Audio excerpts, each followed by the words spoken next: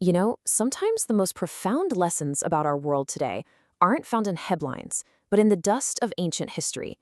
We're about to dive into a single siege from the 7th century that, believe it or not, reveals these incredible, timeless truths about faith, strategy, justice, and what real strength even means. So I want you to just imagine for a second fortresses so strong, so well stocked with supplies that the people inside felt absolutely invincible. I mean, this was the reality for the tribe of Banu An-Nadeer. On paper, they had every material advantage you could ask for, totally secure behind these massive, impenetrable walls. But their story really makes us ask a critical question. Where does our security really come from? So in this explainer, we're going to unpack the key lessons from this whole event. We'll look at how terror was cast into their hearts, the really interesting strategy involving palm trees, a brand new model for economic justice, the unbelievable selflessness of a community, what happens with empty promises made from behind walls, and then finally, what are the enduring lessons for all of us today? Right, so what actually happens when your strongest defenses, the very things you put all your trust and faith in, are suddenly rendered completely and utterly meaningless? What's so fascinating here is that the siege wasn't won by some massive, heroic assault or a breach in the walls. The Muslims, in fact, didn't really have the force to just overwhelm them. No, the defeat of the Banu An-Nadeer came from a direction they never even thought to secure. It came from within their own hearts. The source material really highlights this critical point. A terror so deep, so profound, just enveloped them that they begin to destroy their own homes with their own hands. It's like they were acknowledging defeat from the inside out. This just powerfully demonstrates that core lesson. No physical fortress, no amount of money or power can protect you from a trial that attacks the heart. True security isn't in stone walls, it's in faith. Okay, this leads us right to our next point, which involves what seems like a really destructive and controversial order: cutting down the enemy's precious state palm trees. Now, while this action definitely raised some eyebrows, it held a much, much deeper strategic lesson. You can imagine the people of Banu An-Nadeer were shocked. They even called out, saying, "Oh, Muhammad, you forbade this kind of destruction." It really seemed to go against the established rules of warfare. But this wasn't just wanton aggression. It was a calculated military tactic, designed specifically to dishearten an enemy who was using their own resources for cover. And right here, we find the resolution.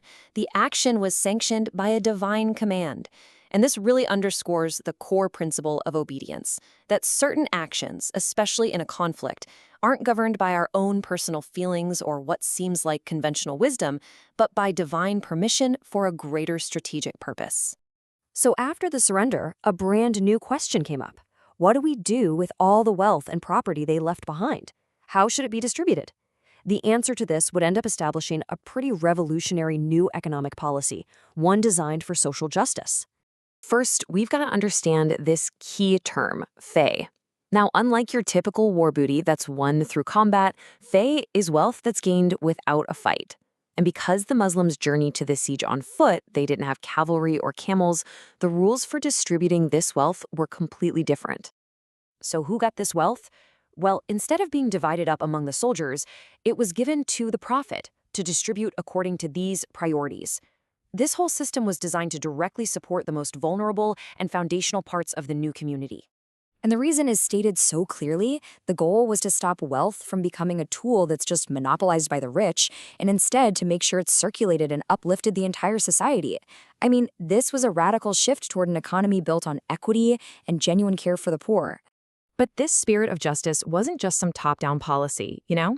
It was embodied in the personal ethics of the community itself, especially in the extraordinary brotherhood shown by the Ansaar, who were the local inhabitants of Medina. The Ansaar had welcomed the emigrants, the Muhaajiroon, who had fled persecution with literally nothing. They opened their homes, they shared everything they had, so when this new wealth became available, they were willing to let all of it go to the emigrants to help them get established. It was just this incredible, extraordinary level of generosity. This right here is the absolute pinnacle of altruism. To prefer other people over yourself, even when you are in poverty. The source highlights this as the ultimate virtue and the key to true success, overcoming your own greed, your own desire, for the sake of someone else. But, you know, not every alliance was built on such sincere faith. This event also exposed the complete opposite of that selfless brotherhood, the hollow, cowardly nature of hypocrisy.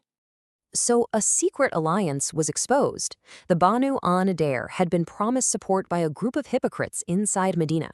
They were told, hey, if you're expelled, we'll go out with you, and if you're attacked, don't worry, we'll help you. But these were promises made from the shadows, with absolutely no real conviction behind them.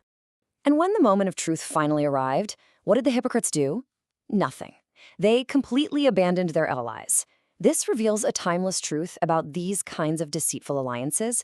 They're always, always rooted in cowardice. Hypocrites don't fight out in the open. Their strength is just an illusion, something they only project from behind the safety of walls. Their promises are totally empty. So, when we pull all of these different threads together, what we see is that the story of this one siege isn't just a historical account. It's really a comprehensive guide, just filled with these powerful, enduring lessons for life. Let's just recap those key lessons really quick. First, true strength is in faith, not in fortresses.